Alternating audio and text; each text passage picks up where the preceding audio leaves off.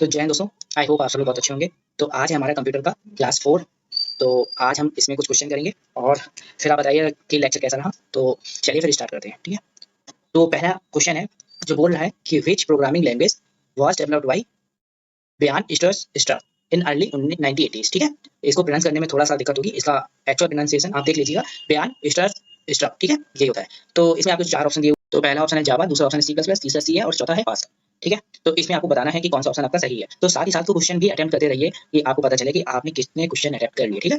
तो इसका आंसर है आपका सी प्लस प्लस, ठीक है। तो जो बयान स्ट्रस ने डेवलप की थी 1980 में, सन भी याद रखिएगा 1980 में, सी प्लस प्लस। हो सकता है नेक्स्ट टाइम कुछ और क्वेश्चन आ जाए कि जावा किसने डेवलप की, सी किसने डेवलप की या पास्कल किसने डेवलप की, ठीक है। तो ये चारों आपकी प्रोग्रामिंग लैंग्वेज है। कल को क्वेश्चन आ सकता है कि इनमें से कौन सी प्रोग्रामिंग लैंग्वेज नहीं है। सपोज दैट आपको दे दिया कि लिनक्स दे दिया है और इसके अलावा विंडोज दे दिया, यूनिक्स दे दिया और इसके साथ जावा दे दिया, तो उसमें पूछेगा कि आपकी कौन सी प्रोग्रामिंग लैंग्वेज है। तो फिर आपको उसमें आप आंसर टिक करेंगे जावा, ठीक है।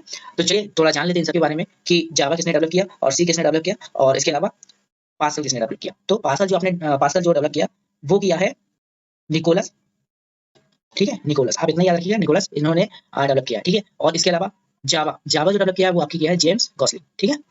और सी जो डेवलप किया वो डेनिस रिची, ठीक है। तो ये हो सकता है नेक्स्ट टाइम ये आपसे पूछ लिया जाए कि क्या किसने डेवलप किया। मेरी थोड़ी राइटिंग उतनी अच्छी नहीं है, तो धीरे धीरे इंप्रूव होगी। तो आप मेरी आवाज पे फोकस करिएगा। इसके बाद चलते हैं, इसके साथ कुछ एक्स्ट्रा इन्फॉर्मेशन जो आपको दी गई है, ये देखिए। तो सी लैंग्वेज जो है जनरल पर्पस प्रोग्रामिंग लैंग्वेज है, ठीक है, created in 1970 by Dennis Ritchie, ठीक है। और ये बेल लैबोरेटरीज में डेवलप की गई थी। यूज जो होता है इसका ज्यादातर यूनिक्स ऑपरेटिंग सिस्टम में इसका यूज होता है, ठीक है। सी प्लस प्लस के बारे में मैंने आपको बता दिया है, ठीक है। ये मान लो ये चीज कह सकते हो, सी प्लस प्लस सी का ही एक अपग्रेडेड वर्जन था सी प्लस प्लस, ठीक है। और जावा जावा जो है सन माइक्रो सिस्टम का है और डिजाइन जो किया था जेम्स गोसलिंग ने किया है। और इसके अलावा ये भी एक प्रोग्रामिंग लैंग्वेज है, 1990 में डेवलप हुई थी, ठीक है। पास्कल मैंने आपको बता दिया, निकोलस बर्थ ने जो डेवलप किया था, ठीक है। और 1958 में दो प्रोग्रामिंग लैंग्वेज जो थी क्रिएटेड हुई थी, एल्गोल एल्गोल और लिस्प, ठीक है। जो जिसको लिस्ट का फुल फॉर्म लिस्ट प्रोसेसर और एल्गोल का फुल फॉर्म एल्गोरिथम लैंग्वेज। तो ये सब चीजें ना आप याद रखिएगा। मैं आपको कह रहा हूँ कि कहीं से भी क्वेश्चन बन सकता है। ऐसा नहीं है कि मान लो कि मैं बता रहा हूँ, हो सकता है कि स्लाइड में कहीं से क्वेश्चन आया, मैं जो करवा रहा हूँ वो जरूरी नहीं कि वही आए, हो सकता है स्लाइड से क्वेश्चन आ जाए, ठीक है। तो मुझे लगता है इसके अलावा इसकी सारी जानकारी आपको मिल गई है। क्या क्या रिकॉल करेंगे एक बार अपने आपको कि सी प्लस प्लस किसने डेवलप की, तो बयान स्टफ ने डेवलप की। इसके अलावा सी लैंग्वेज किसने डेवलप की, सी लैंग्वेज डेवलप की है आपके डेनिस रिची ने, जावा किसने की, जेम्स गोसलिंग ने, और पास्कल निकोलस ने, ठीक है। इसके अलावा एल्गोल का फुल फॉर्म क्या होता है, एल्गोरिथम लैंग्वेज और लिस्ट प्रोसेसर मतलब लिस्ट, ठीक है। क्लियर। एक क्वेश्चन में मुझे लगता है 6-7 क्वेश्चन कंप्लीट होते हैं, ठीक है। चलिए दूसरा क्वेश्चन करते हैं। इसे पूछ रहा है हिंदी में, जो पढ़ सकते हैं हिंदी में पढ़िएगा। तो is that path whose total duration is longest because it determines the duration of the entire plan, ठीक है। एक ऐसा प्लान का मतलब जो क्या कहते हैं, ऐसे प्लान को क्या कहते हैं जिसमें कि एक प्लान को कंप्लीट होने में सबसे ज्यादा मतलब सबसे अधिक लंबी दूरी लगती है, और या सबसे वह पाथ जिसकी कुल अवधि सबसे लंबी है, क्योंकि यह पूरी योजना की अवधि को निर्धारित करता है। मतलब सबसे लंबी अवधि लगने वाली, मतलब एक स्टार्ट पॉइंट होगा, ठीक है, एक एंड पॉइंट होगा, ठीक है। और मान लो यहाँ से ए है, बी है, सी है, ए से बी गया, ऐसे गया, यहाँ पर डी आ गया, डी गया, फिर बी गया, फिर ये गया, और इसके बाद सी से गया, ऐसे गया, ठीक है। तो ये कौन सी लॉन्गेस्ट सबसे बड़ी अवधि को क्या कहेंगे, जिसमें मतलब कि एक प्रोग्राम का स्टार्ट से लेके एंड तक का कंक्लूजन होता है, मतलब स्टार्ट हुआ और एंड हुआ, तो उसको क्या बोलते हैं, उसको बोलते हैं क्रिटिकल पाथ, ठीक है। ये क्वेश्चन बहुत ही मतलब ये मान के चलिए कि बहुत ही अच्छा क्वेश्चन है, इसको बोले क्रिटिकल पाथ। इसकी डेफिनेशन भी मैंने दी हुई है, आप पढ़िएगा। देखिए, critical path method is a technique that allows you to identify task that are necessary for project completion. मतलब प्रोजेक्ट कंप्लीशन के लिए जो भी नेसेसरी टास्क कंप्लीट करने के लिए जो पाथ होता है उसको क्रिटिकल पाथ कहते हैं। और ये क्या बोलते हैं, critical path in project management is the longest sequence of activities. मतलब सबसे लंबा जो एक्टिविटीज का सीक्वेंस होता है वो वाला पाथ होता है। जैसे आप देख सकते हैं कि यहाँ पर स्टार्ट हुआ और यहाँ पर एंड हुआ, यहाँ के बीच में कई सारे टास्क हुए, टास्क ए, टास्क डी, टास्क ई, टास्क एफ। तो सबसे इसमें सबसे बड़ा पाथ पूछा जाता है कि एक प्रोग्राम को स्टार्ट होने से एंड तक के लिए जो सबसे बड़ा पाथ कंप्लीट करना होता है उसको क्या बोलते हैं, तो उसको बोलते हैं क्रिटिकल पाथ, ठीक है। आई होप ये क्लियर हुआ होगा, ठीक है। तो और ज्यादा इसमें दिमाग नहीं लगाना है, तो ये सिंपल सी बात ऐसे भी याद कर सकते हो, जो सबसे बड़ा होगा वो क्रिटिकल होगा, ठीक है, ऐसे भी, क्योंकि मुझे पता है कि इसको रिकॉल करने में थोड़ा सा टफ लगेगा आपको, ठीक है। तो इतना याद रखिए। चलिए नेक्स्ट क्वेश्चन पे चलते हैं। इसको बोल रहा है Linux is a operating system.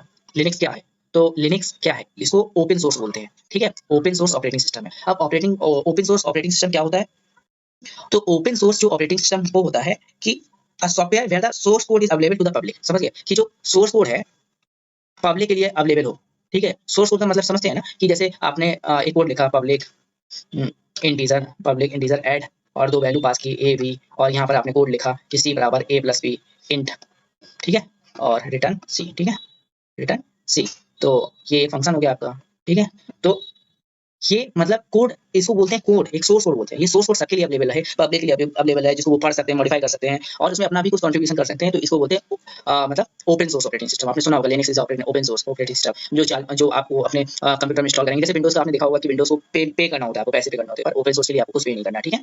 और माइक्रोसॉफ्ट आप जानते हैं, एक कंपनी का नाम है माइक्रोसॉफ्ट, ठीक है। मैक आप जानते हैं, मैकबुक है, और इसका एक फुल फॉर्म भी लिख लो, मीडिया एक्सेस कंट्रोल, ठीक है। कंट्रोल ये भी कभी आ सकता है। और इसके अलावा ओपन सोर्स मैंने बताई दिया। विंडोज तो आप जानते हैं कि विंडोज मैक्सिमम कंप्यूटर अपने विंडोज पे ही काम कर रहे हैं। हम लोग जो कॉमन यूज करते हैं वो विंडोज यूज करते हैं, ठीक है।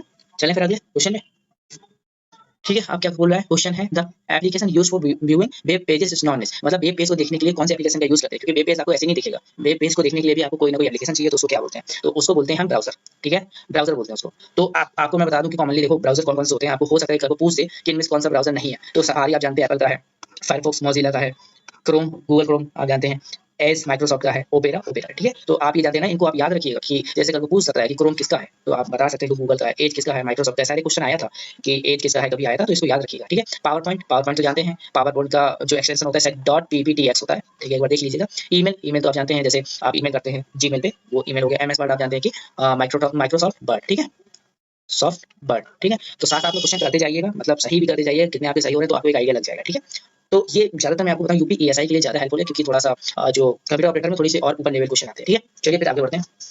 What is the common port for post office protocol, तो आप देखिए यहाँ पर ऑप्शन है आपके 8080, 80, 3000, 1110, ठीक है।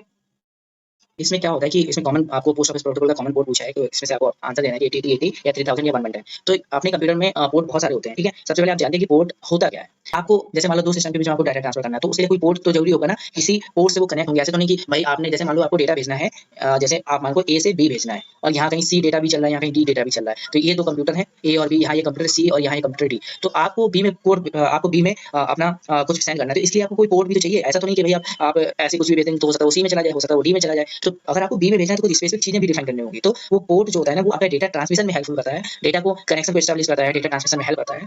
तो इसलिए हम पोर्ट को यूज करते हैं, ठीक है। तो इसका जो कॉमनली इसका जो पोर्ट यूज होता है वो 1110 होता है यूज, ठीक है। नॉन एन्क्रिप्टेड पोर्ट होता है। नॉन एन्क्रिप्टेड का मतलब कि एन्क्रिप्शन नहीं होता है। एन्क्रिप्शन क्या होता है कि एन्क्रिप्शन वो होता है कि सपोज दैट आपको डेटा ट्रांसमिशन करना है और उसमें आपने एन्क्रिप्ट कर दिया, मतलब कि उसको हर कोई एक्सेस नहीं कर सकता। और एन्क्रिप्शन की कई सारी एल्गोरिथम होती हैं, जिनको डिफरेंट डिफरेंट जैसे बहुत सारी एल्गोरिथम आती हैं, तो वो लोग हैशिंग होती है और भी कई सारी चीजें होती हैं, तो उसको डेटा को एन्क्रिप्ट कर देते हैं ताकि हर कोई उसको एक्सेस ना कर सके, ठीक है। और अगर 995 कब यूज करते हैं, when the user needs to connect using POP3 securely, मतलब जब आपको सिक्योरली यूज करना है तब आप 995 का यूज करेंगे, ठीक है। डिफॉल्ट में आपका 110 होता है, जो उनकी नॉन इंक्रिप्टेड होता है, ठीक है। तो इसके अलावा आप देख सकते हैं कि कुछ मैंने आपकी यूजफुल इन्फॉर्मेशन दी हुई है कि यहाँ पर 65,535 पॉसिबल नंबर ऑफ पोर्ट्स होते हैं, और जो कि सारे ऑल आर इन, मतलब कोई सारे कॉमनली यूज नहीं होते, मतलब बहुत जो कम होते हैं, बहुत मतलब कॉमन जो यूज होने वाले होते हैं वो बहुत ही कम होते हैं। जैसे आप देख सकते हैं कि कल को पूछ सकता है कि 20 और 21 कब यूज होता है, तो एफटीपी का यूज होता है, फाइल ट्रांसफर प्रोटोकॉल के लिए। तो फाइल ट्रांसफर प्रोटोकॉल का फुल फॉर्म याद कर लीजिएगा, फाइल ट्रांसफर, एफटीपी का फाइल ट्रांसफर प्रोटोकॉल, ठीक है। क्लाइंट एंड सर्वर के बीच में फाइल का ट्रांसफर करना है, तब पोर्ट 2021 यूज होगा। 22 सिक्योर सेल एसएसएस, मतलब जो टनलिंक प्रोटोकॉल होता है, मतलब आपने देखा होगा ना कि आजकल जो सिक्योरिटी के लिए यूज होता है सिक्योर सेल, तो इसको पोर्ट 22 बोलते हैं, ठीक है। Create secure network connection establish करता है। पोर्ट 25 एसएमटीपी के लिए यूज होता है, जिसका फुल फॉर्म याद कर लीजिए, सिंपल मेल ट्रांसफर प्रोटोकॉल, ठीक है। ये पोर्ट 25 हो गया। पोर्ट 53 डीएनएस के लिए यूज होता है, डोमेन नेम सिस्टम, ठीक है। तो इसका यूज क्या होता है, जब मान लो सपोज दैट आईपी एड्रेस है और आपको आप जानते हैं कि google.com, ठीक है। अब google.com कहीं ऐसा तो नहीं होगा कि सेव हो गई google.com। google.com कोई आईपी एड्रेस से कनेक्ट करता है, इसलिए google.com को एक आईपी एड्रेस से लिंक कर दिया जाता है, जो कि डोमेन नेम सिस्टम करता है, कि मतलब आपको रिकॉल करने के लिए google.com है, लेकिन इंटरनली जो रिकॉल करता है वो आईपी एड्रेस रिकॉल करता है, ठीक है। तो आपको क्या करना है, फिर आपको ऐसे रिकॉल नहीं करना पड़ेगा 10.22. अगर डीएनएस नहीं होता तो आपको ऐसे करना पड़ेगा 10.20.123, इस तरीके से आपको याद करना पड़ता है, ठीक है। पोर्ट 80 एचटीटीपी के लिए यूज होता है, ठीक है। 123, तो इस तरीके से आप इसको इस स्लाइड को पढ़ सकते हैं कि ये इतने सारे कॉमनली यूज पोर्ट हैं जिनको आप देख सकते हैं, ठीक है। एचटीटीपी का फुल फॉर्म याद कर लीजिएगा, हाइपरटेक्स्ट ट्रांसफर प्रोटोकॉल। एनटीपी का फुल फॉर्म याद कर लीजिएगा, नेटवर्क टाइम प्रोटोकॉल, ठीक है। बीजीपी बॉर्डर गेटवे प्रोटोकॉल, ठीक है। और HTTPS hypertext transfer protocol secure, है ना, ऐसा जाता है मतलब सिक्योर, ठीक है। तो इस तरीके से ISA-KMP इसका full form internet security association and की मैनेजमेंट प्रोटोकॉल, ठीक है। RDP रिमोट एक्सट्रा प्रोटोकॉल, ठीक है। तो ये सब चीजें याद रखिएगा, बहुत ही मतलब हेल्पफुल रहेंगे। हो सकता है इसमें कोई क्वेश्चन आ जाए, मतलब ये कॉमनली यूज पोर्ट है और ज्यादा इन्हीं में से क्वेश्चन पूछे जाते हैं, ठीक है। तो अगला क्वेश्चन है the process of conversion to digital sound is known as, मतलब डिजिटल साउंड को कन्वर्ट करने के लिए जो प्रोसेस यूज होती है उसको क्या बोलते हैं। तो सिंपल आंसर है इसका कि pulse code modulation, pulse code modulation, ठीक है। तो ये देखिए, ये जैसे मान लो कि इनपुट हम देते हैं साइन वेव, ठीक है। ये साइन वेव आउटपुट क्या निकलता है, पल्स कोड मॉड्यूलेशन से ये तरीके का आउटपुट निकलता है, ठीक है। तो ये पल्स कोड मॉड्यूलेशन होता है, ठीक है। अब अगला क्वेश्चन है verification of log n name and password on computer is knowledge. मतलब जब आपने देखा होगा कि आप जब अपना जीमेल खोलते हैं, सपोज आप देखें होंगे जीमेल में एक आईडी मांगता है और पासवर्ड मांगता है, ठीक है। जब वो आईडी पासवर्ड डालते हैं तो फिर वो वेरीफाई कर लेते हैं कि आप ही हो, ठीक है। तो इसको वेरिफिकेशन क्या बोलते हैं? तो इस वेरिफिकेशन को बोलते हैं ऑथेंटिकेशन। इसको आप अगर इंग्लिश हिंदी भी करेंगे ऑथेंटिकेशन मतलब कि आपकी उसने ऑथेंटिसिटी चेक कर ली कि मतलब आप एक पर्टिकुलर से वही यूजर, ठीक है। तो इसको बोलते हैं ऑथेंटिकेशन। आजकल ऑथेंटिकेशन आपने देखा होगा कि टू वे ऑथेंटिकेशन भी आने लगा है, जिसमें आप पहले मतलब कुछ नंबर जैसे जीमेल खोलते हैं तो कुछ नंबर आता है, फिर आप मोबाइल क्लिक करते हैं कि आप ही वो आदमी। तो इस तरीके से आजकल ऑथेंटिकेशन की डिफरेंट डिफरेंट टेक्निक आने लगी हैं। तो वो सब चीजें बहुत सारी आजकल ऐप के थ्रू भी ऑथेंटिकेशन होता है, इसमें आप क्लिक कर देंगे और उसके बाद कोड डाल देंगे तो वो आपको ऑथेंटिकेट कर देता है, ठीक है। तो ये ऑथेंटिकेशन हो गया। सिंक्रोनाइजेशन क्या होता है? सिंक्रोनाइजेशन जैसे मान लो कि कोई दो चीजें हैं, एक ये प्रोसेस है, एक ये प्रोसेस है, ठीक है। अब जावा में आपने लैंग्वेज पढ़ा होगा, एक थ्रेड का कॉन्सेप्ट आता है और थ्रेड का कॉन्सेप्ट आता है। तो सपोज दैट एक प्रोसेस चल रही है, एक प्रोसेस चल रही है, तो सिंक्रोनाइज अगर हम यहाँ पर लगा देंगे तो क्या होगा कि सिंक्रोनाइज फॉर्म में ये प्रोसेस जब तक कंप्लीट नहीं होती तब तक ये स्टार्ट नहीं होगी। तो मतलब सबसे पहले वो क्या करेगा कि सिंक्रोनाइज फॉर्म में, जिससे कि डाटा करप्शन का वो नहीं होता, मतलब कि डाटा करप्ट नहीं होगा, या फिर थोड़ा सा हेल्प मिल जाता है कि भाई जब वो प्रोसेस जब ये हो जाए कि भाई ये प्रोसेस पहले कंप्लीट होनी है, तो फिर वो प्रोसेस के पहले हम सिंक्रोनाइजेशन का कीवर्ड लगा देते हैं और फिर उसके बाद वो प्रोसेस पहले कंप्लीट होती है। तो वो होता है सिंक्रोनाइजेशन, मतलब सिंक करना किसी चीज को। आइडेंटिफिकेशन तो सिंपल सा वर्ड है, आइडेंटिफाई करना, ठीक है। पहचान, एक्सेसिबिलिटी मतलब किसी चीज की एक्सेसिबिलिटी है, ठीक है। अगला क्वेश्चन है 19 an electronic digital programmable computing device that was used to break German ciphers using world war second was called. तो वर्ड वाइड सेकंड के टाइम पे एक कंप्यूटर का यूज हुआ था जो मतलब एन्क्रिप्ट मतलब to break used to break German ciphers, मतलब जो कम्युनिकेशन था उसको डिक्रिप्ट करने के लिए ये कंप्यूटर का यूज किया गया था। तो इस कंप्यूटर को क्या बोलते हैं? मतलब दो लोग जब बात करते हैं तो आपने देखा होगा आजकल जब कभी बातें की जाती है तो एन्क्रिप्टेड फॉर्म में की जाती है। आपने कहीं टेररिस्ट को देखा होगा कि वो कुछ अलग टाइप की डिवाइस लिए रहते हैं जिससे कि उनकी बातें कोई सुन ना सके। बड़े बड़े जो बहुत बड़े बड़े बिजनेसमैन होते हैं वो भी मतलब इस तरीके से मतलब गोपनीय होती है, एन्क्रिप्टेड फॉर्म में बात करते हैं। तो उनको पकड़ने के लिए उस टाइम पे बड़े सेकंड के टाइम पे वो बातों को डिक्रिप्ट करने के लिए जो कंप्यूटर यूज किया गया था वो क्या नाम था उसका? तो उसका नाम था कॉलसस। तो कॉलसस का उस टाइम वर्ल्ड वॉर सेकंड के टाइम जो यूज है वो मतलब दो लोगों के बीच में जो कम्युनिकेशन हो रहा था तो उसको समझने के लिए कि भाई क्या बातें कर रहे हैं, उसको समझने के लिए, उसको डिक्रिप्ट करने के लिए इसका यूज किया गया था, ठीक है।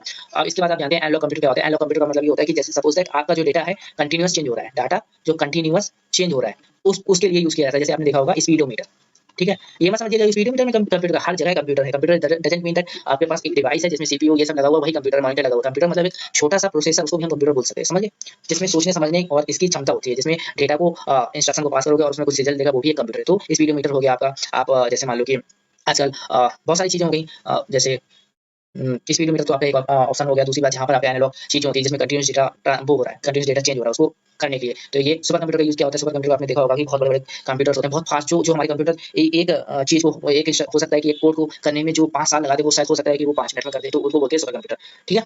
तो आई थिंक क्लियर हुआ होगा।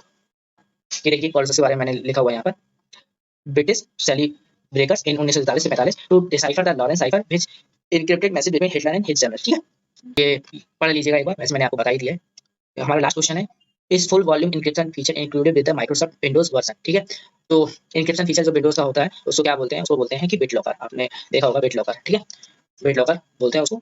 तो ये कुछ क्वेश्चन थे आपके और यहाँ पर आप पढ़ सकते हैं BitLocker encrypts entire volume to protect data from theft और exposure if a device is lost stolen और डिकमीशन्ड। मतलब कि डेटा अगर मान लो किसी डिवाइस को डिकमीशन कर दिया या फिर स्टोलन हो गई तो उसको डेटा को थेफ्ट से बचाने के लिए बिट लॉकर का यूज किया जाता है। क्या जाता है? सपोज दैट आपने बिट लॉकर का यूज किया, मान लो आपका कल का मोबाइल कुछ चोरी हो गया तो आपको ये लगेगा कि आपका डेटा कोई इनक्रिप्ट नहीं कर पाएगा, ठीक है।